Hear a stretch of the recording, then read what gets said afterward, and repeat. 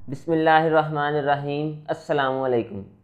تو دوستو، آج ہم بہت ہی امپورٹنٹ ٹاپک پر بات کریں گے کہ ہم اپنے وقت کو کیسے بچائیں۔ وقت عقیدے کے بعد زندگی کا قیمتی ترین اثاثہ ہے۔ آدمی کو وقت کو لے کر بڑا بخیل ہونا چاہیے، بغیر کسی وجہ اور ضرورت کے اپنا وقت کسی کو نہ دے۔ ہر شخص کے پاس دن میں 24 گھنٹے 1440 منٹ اور 86,400 سیکنڈز ہوتے ہیں، اور یہ کوئی زیادہ وقت نہیں کہ ہم فضول کاموں میں اڑا دیں۔ آئیے دیکھتے ہیں کہ ہم روزانہ کیسے تھوڑا تھوڑا وقت بچا کر بہت سے کام کر سکتے ہیں۔ تو ویڈیو شروع کرنے سے پہلے چینل کو سبسکرائب کریں اور اپنے وقت کو بچانے کے لیے ان چھوٹی چھوٹی ٹپس کو زندگی میں اپلائی کرنے کی کوشش کریں۔ تو سب سے پہلے ایک ٹو ڈو لسٹ بنائیں۔ روزانہ رات کو یا صبح سویرے دن کی ایک فہرست بنا لیں کہ کون کون سے کام کرنے ہیں۔ مثلاً کسی کو ای میل کرنی ہے، کچھ پڑھنا لکھنا سمجھنا ہے، کوئی گھر کا کام کرنا ہے۔ اب کوشش کریں کہ اس فہرست پر ڈٹ جائیں۔ کوئی دوست کوئی واقعہ آپ کو اس سے ہٹا نہ سکے۔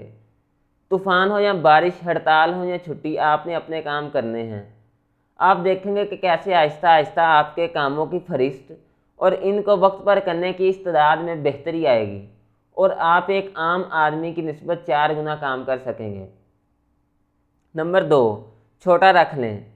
ہماری زندگی میں خصوصاً پاکستان میں رہتے ہوئے درجنوں چھوٹے بڑے کام آتے ہیں۔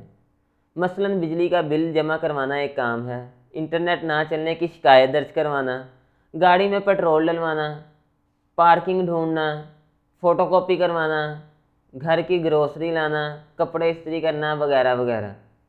خواہ آپ کی تنخواہ کتنی ہی کم کیوں نہ ہو، آپ ایک چھوٹا تو افورڈ کر ہی سکتے ہیں۔ اگر آپ 20,000 کماتے ہیں تو 5,000 پہ رکھ لیں، اگر لاکھ کماتے ہیں تو 15,000 والا رکھ لیں۔ نہ صرف یہ کہ آپ کسی اور کے لیے رزق کا دروازہ کھول رہے ہیں اور اسے ساتھ ساتھ کام سکھا کر معاشرے کا ایک بہتر فرد بنا رہے ہیں، بلکہ آپ کو وقت ملے گا جس کی مدد سے آپ 1 سے 2 اور 2 سے 4 لاکھ کمانے والے بن سکیں گے۔ اب آپ کو خود فیصلہ کرنا ہے کہ آپ نے قطار میں لگ کر بجلی کا بل جمع کروانا ہے یا اپنے وقت کو بچانا ہے۔ متقی شخص اپنے کام خود کرتا ہے، مگر جب تک متقی نہ بن جائیں تب تک تو چھوٹے سے کام چلائیں۔ نمبر 3، مل جل کر کام کریں۔ روم ایک دن میں نہیں بنا تھا۔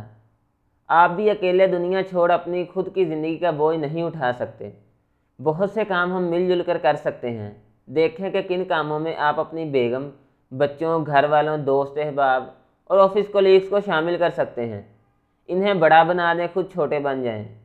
پاکستان میں ہر کام ممکن ہے اگر آپ کو یہ فکر نہ ہو کہ کریڈٹ کون لے جائے گا۔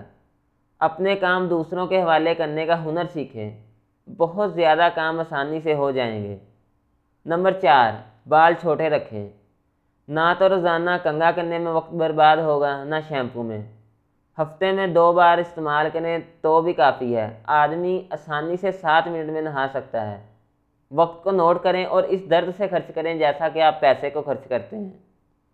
نمبر 5، ڈیڈ لائن طے کریں۔ ہر کام کی ایک ڈیڈ لائن طے کریں اور کوشش کریں کہ وہ اس میں ہو جائے۔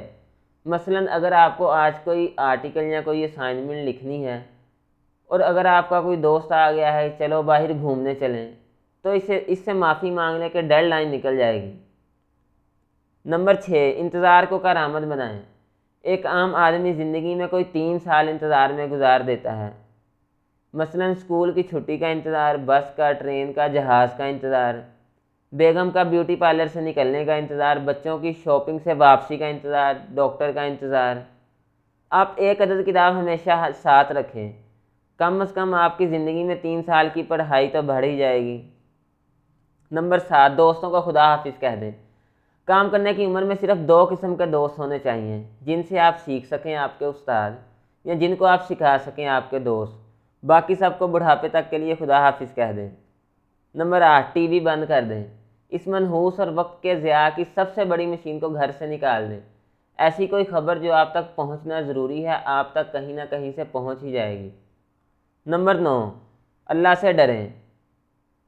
یاد رکھیں جو شخص اللہ سے ڈرتا ہے اس کی وقت کی تنظیم خود بخود بہتر ہوتی چلی جاتی ہے۔